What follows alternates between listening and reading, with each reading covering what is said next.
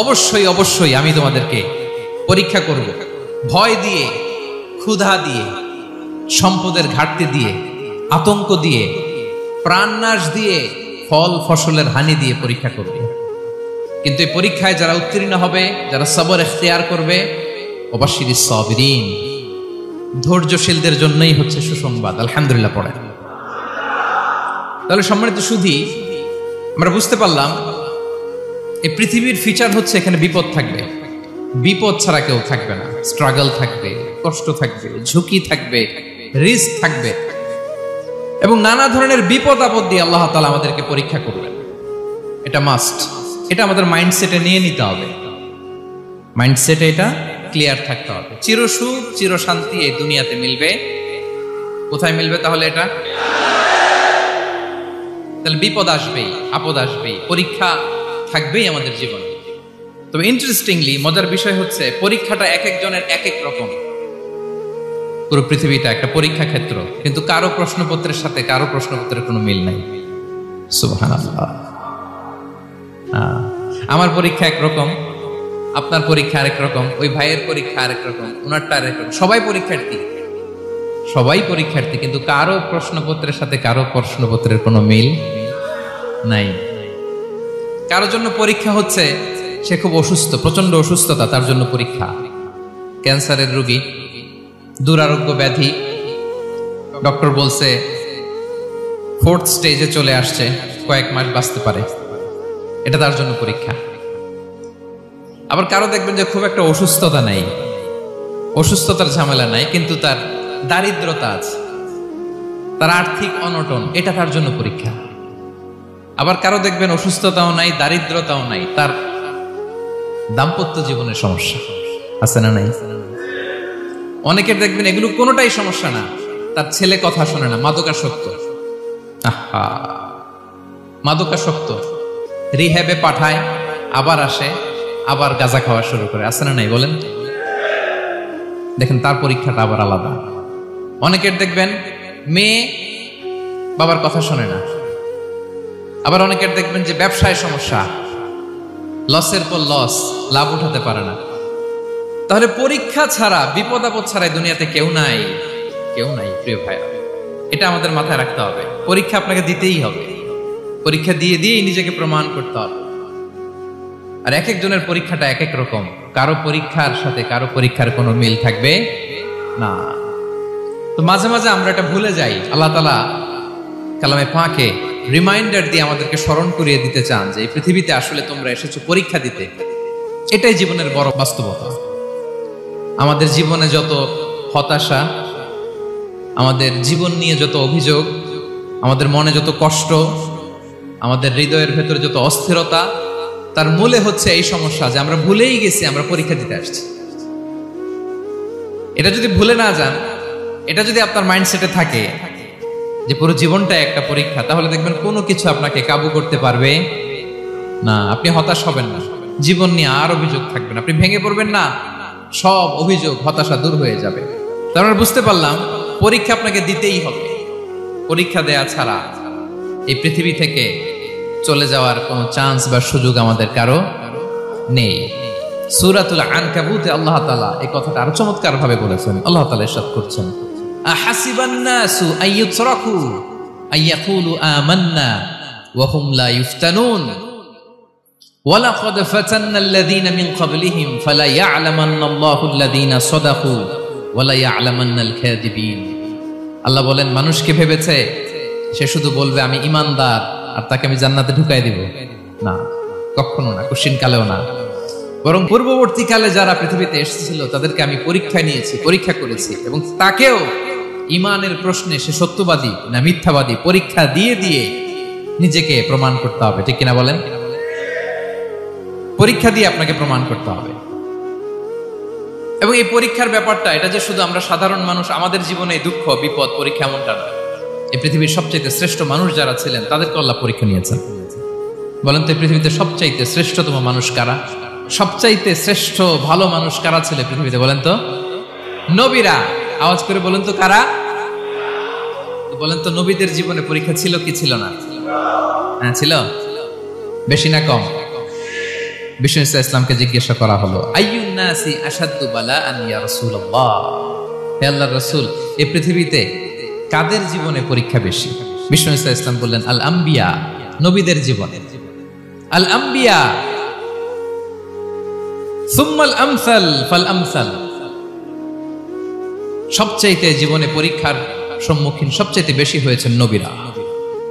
তারপরে নবীদের পরবর্তী অবস্থান যাদের, সিদ্দিকিন যারা, সোহাদা যারা, সলিহিন যারা, আল্লাহওয়ালা যারা, তাদের জীবনে পরীক্ষা বেশি। ইউবতালার রাজুলু আলা হাসাবি দীনি, ব্যক্তির দিনদারি যত বেশি তার জীবনে আল্লাহর পরীক্ষাও তত বেশি।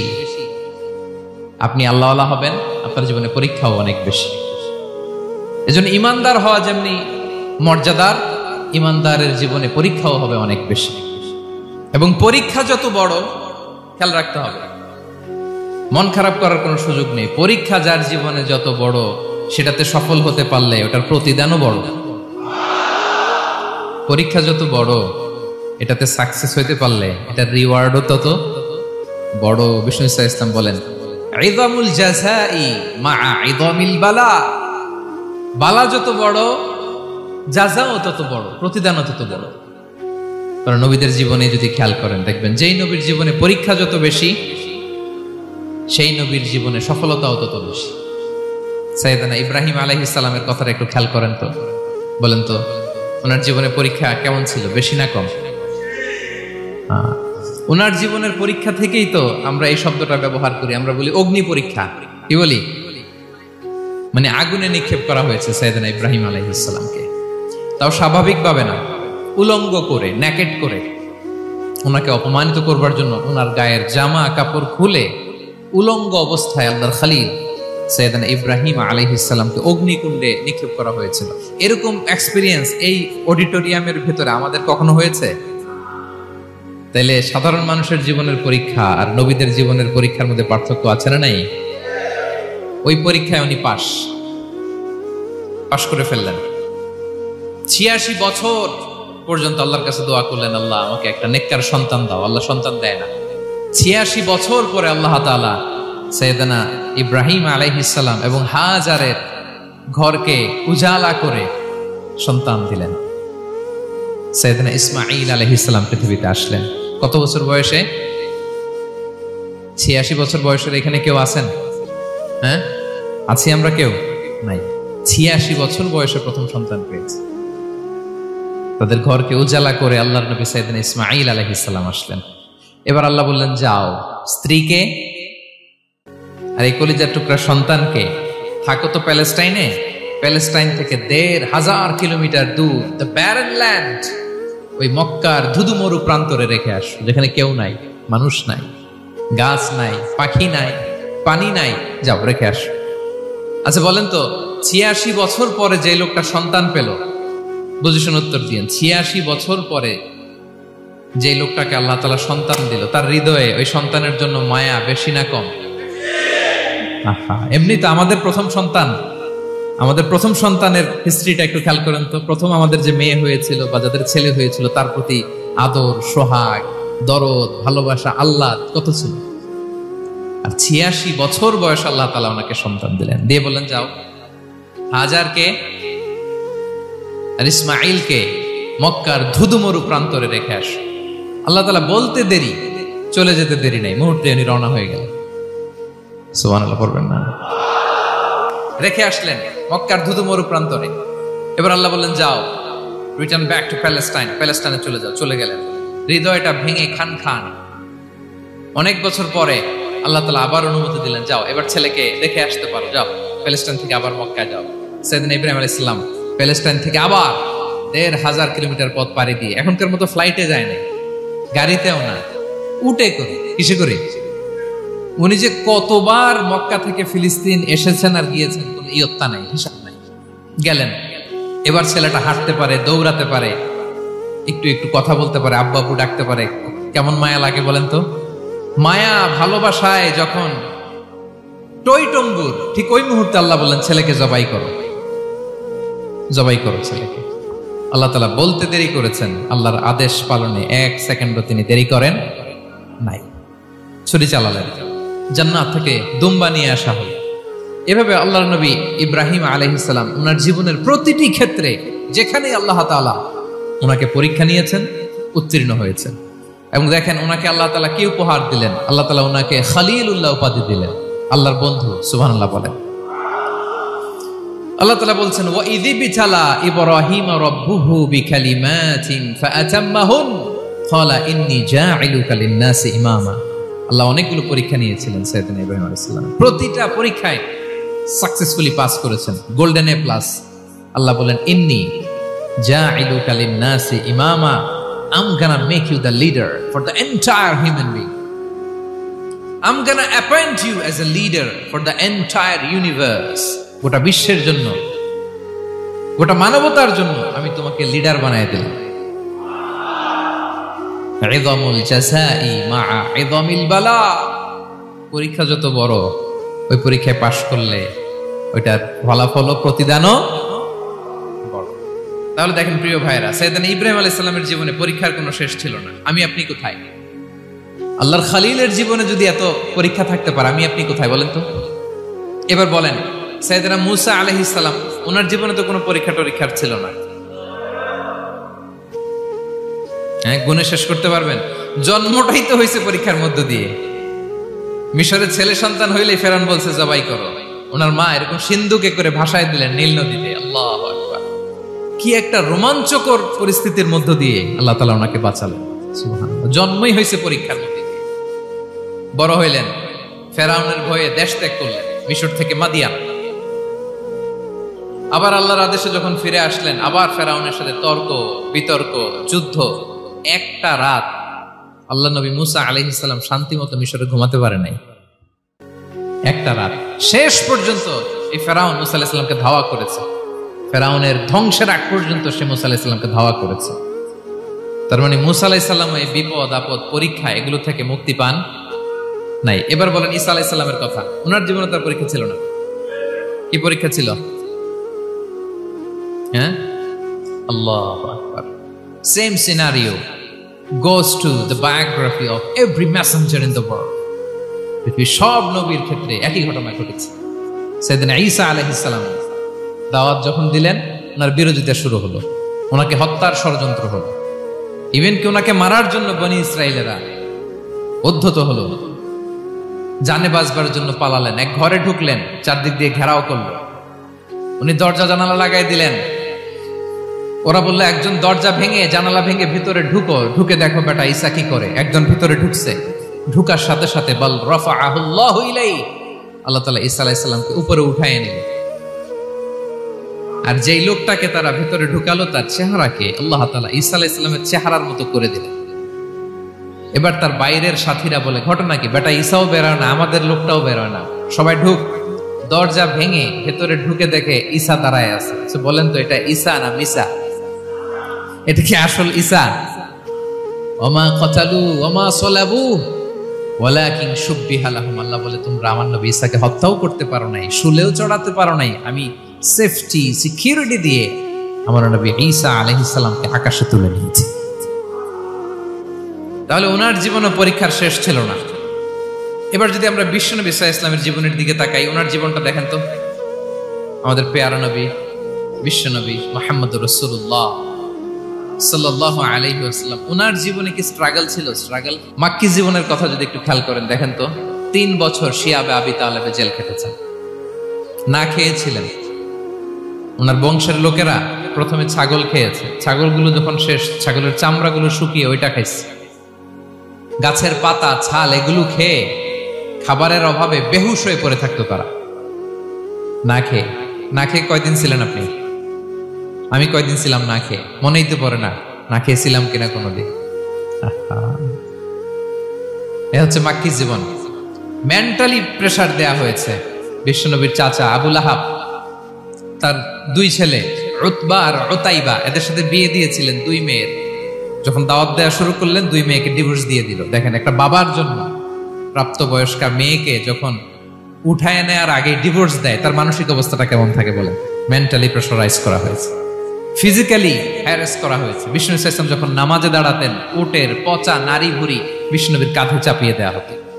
আপনার জীবনে এরকম ঘটছে কখনো? আপনি নামাজ পড়তেছেন, উটের পচা নারী ভুঁড়ি আপনার কাঁধে চাপিয়ে দেওয়া হয়েছে। কয়দিন হয়েছে এরকম? কয়দিন হয়েছে? হ্যাঁ, তারপরে তো আলহামদুলিল্লাহ বেরোয় না মুখ দিয়ে। কেমন আছেন হুজুর? কয়েন না, বেশি একটা সুবিধার না, তাই না? বেশি একটা একটু মিলাবেন। কতটুকু পরীক্ষা আমরা দিয়েছি। তায়েফে গেলেন বিশ্বনবী, তায়েফে গেছিলেন জমির বায়না দিতে, তাই না? জমি কিনবে তায়েফে। তায়েফবাসীদেরকে জাহান্নামের আগুন থেকে বাঁচাতে গিয়েছিলেন, নিজের জন্য না। সেখানে তায়েফের ছেলেরা পাথর মেরেছে বিষ্ণু ইসলামের গায়ে। এত শুভ্র দেহ ছিল, চেহারা ছিল, বিষ্ণুবীর গা দিয়ে ঝরঝর করে রক্ত ঝরেছে। ফিজিক্যাল হ্যারাসমেন্টের শিকার হয়েছেন বিষ্ণু ইসলাম। যখন যেদিন বিষ্ণু ইসলামকে হত্যার ষড়যন্ত্র করা হলো, আল্লাহ তাআলার আদেশে তিনি মক্কা থেকে মদিনায় হিজরত করলেন। মদিনাতে যে একটা রাত, সপ্তম হিজরির আগ পর্যন্ত শান্তিতে ঘুমাতে পারেন নাই। 3 দিকে 3 ইহুদি বসতি, বনু কাইনুকা, বনু নদীর, বনু কুরাইজা। আহা, খাওয়ার মধ্যে বিষ মিশিয়ে দেয়া হয়েছিল বিষ্ণু ইসলামের। বাজুর, খাসির বাজুর রান পছন্দ করতেন। এক ইহুদি মহিলা বিষ্ণু ইসলামের ওই রানের মধ্যে বিষ মিশিয়ে দিয়েছিল। ওই বিষের যন্ত্রণায় মৃত্যুর আগ পর্যন্ত বিষ্ণুনবী কাতরাতেন, এবং উনি ইন্তেকালের সময় ওই বিষের ব্যথা যন্ত্রণাতে ইন্তেকাল করেছেন। বিষ্ণুনবীর ইন্তেকালটা শাহাদাতের ইন্তেকাল ছিল।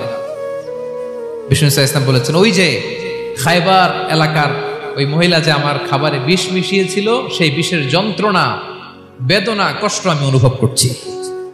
খেয়ে না খেয়ে দিন প্রচারের কাজে নিজেকে দিয়েছ বিলিয়ে, তায়েফের কাফিরেরা চিনল না সে আলো, দুষ্ট ছেলেদের পিছু দিল লেলিয়ে, পাথরের আঘাতে ক্ষত বিক্ষত হয়ে সারা শরীর থেকে রক্ত ঝরে।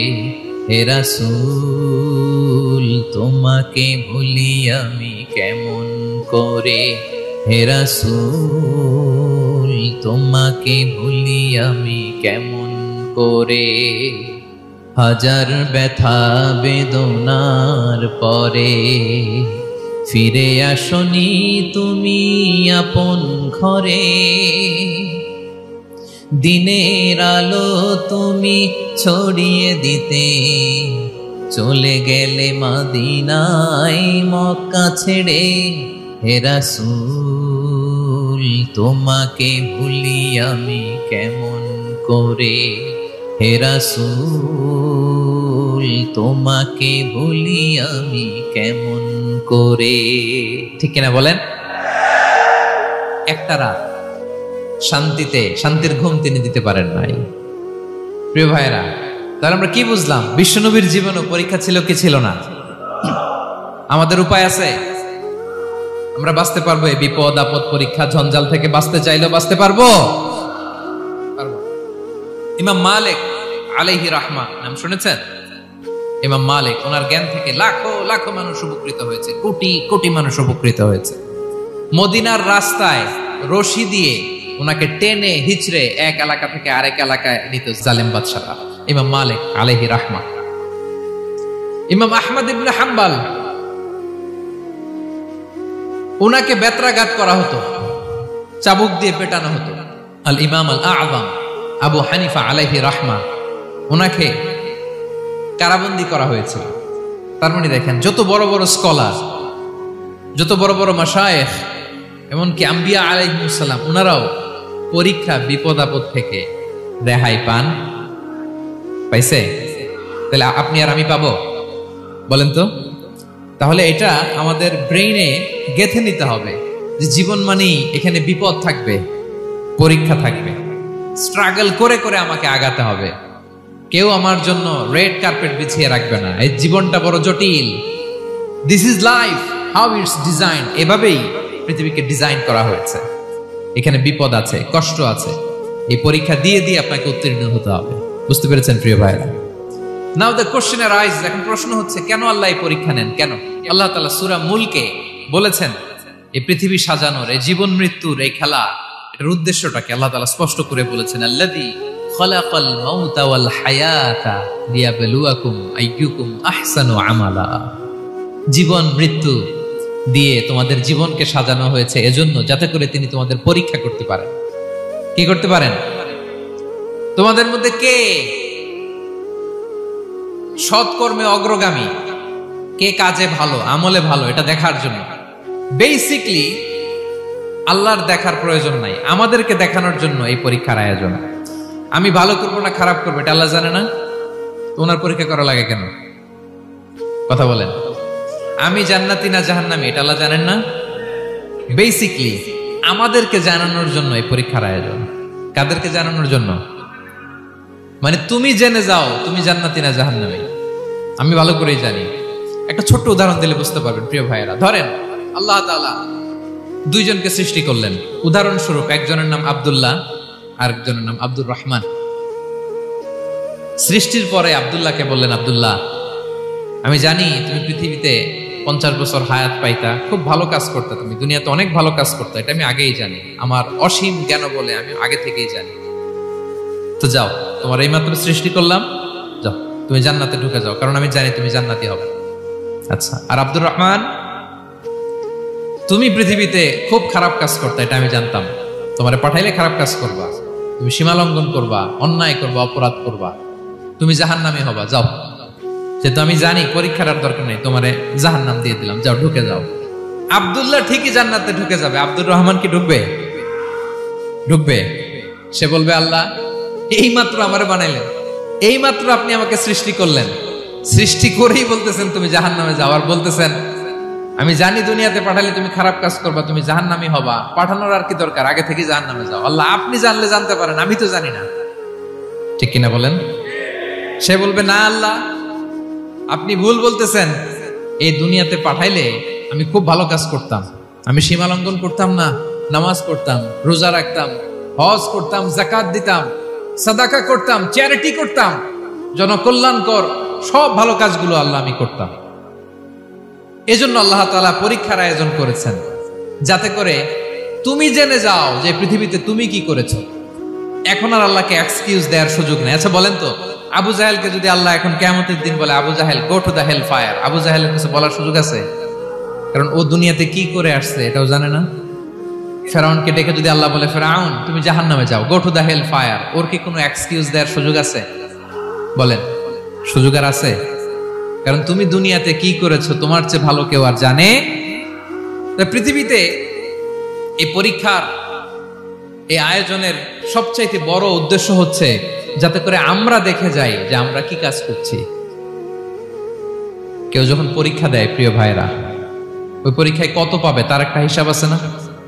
বলেন, আপনি গণিত পরীক্ষা দিয়ে আসছেন, যে 100-তে 100 পাবে সে বলতে পারে আমার সব অঙ্ক হয়েছে, ঠিক কিনা বলেন? আর যে লাড্ডু গুড্ডু বুঝছেন তো, কিছুই পারে নাই, ঘোড়ার ডিম, তারও একটা হিসাব আছে যে সে কিছুই লিখে আসতে পারে নাই।